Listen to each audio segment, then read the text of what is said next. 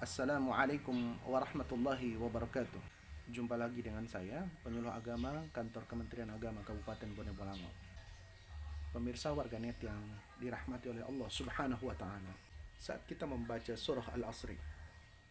A'udzu billahi minasyaitonir rajim. Bismillahirrahmanirrahim. Wal 'asri. Innal insana lafi khusr. Illa alladhina amanu wa 'amilus solihati watawasau bil haqqi watawasau bis sabr. Demi masa, sesungguhnya manusia itu berada dalam kerugian kecuali orang-orang yang beriman dan beramal soleh. Mereka saling berwasiat dalam kebenaran dan berwasiat dalam kesabaran. Terdengar bacaan surah Al-Asri ini biasa-biasa saja, sebagaimana surah-surah yang lainnya. Tetapi cobalah untuk sedikit memahami isi dari surah Al-Asri ini. Allah Subhanahu wa ta'ala bersumpah dengan sepenggalan dari waktu. Dan kita tahu ketika Allah Subhanahu wa ta'ala bersumpah dengan apapun itu, maka setelah kalimat sumpah itu adalah sesuatu yang sangat penting untuk diketahui oleh manusia selaku hamba-hamba Allah Subhanahu wa ta'ala. Setelah sumpah itu, Allah menyebutkan innal insana lafi khusr. Sesungguhnya manusia itu benar-benar dalam kerugian. Bagaimana manusia itu tidak merugi? Sementara Allah Subhanahu wa ta'ala sudah menciptakannya sebaik-baik bentuk. Laqad khalaqnal insana fi ahsani taqwim.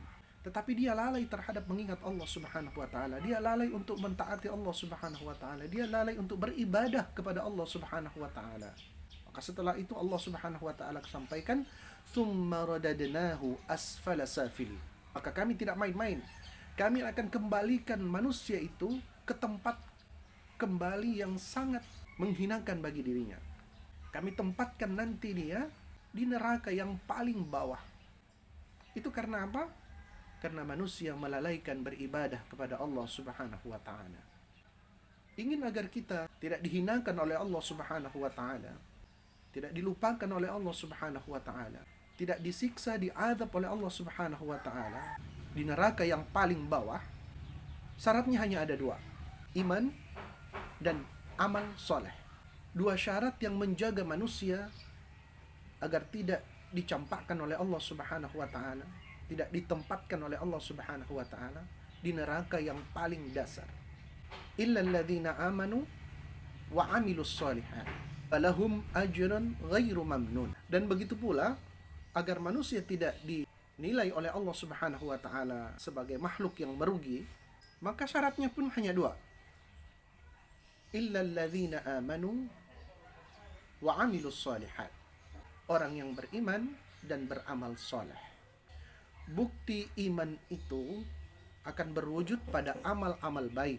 Maka amal soleh yang paling ringan yang dapat dilakukan oleh manusia ini setidaknya bertasbih bersama alam semesta, menjamin kemuliaan manusia itu di dunia dan di akhirat dengan beribadah kepada Allah Subhanahu wa ta'ala. Dan kita tahu bentuk ibadah itu banyak macamnya.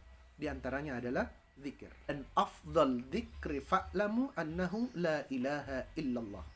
Seutama-utama zikir adalah kalimat la ilaha illallah.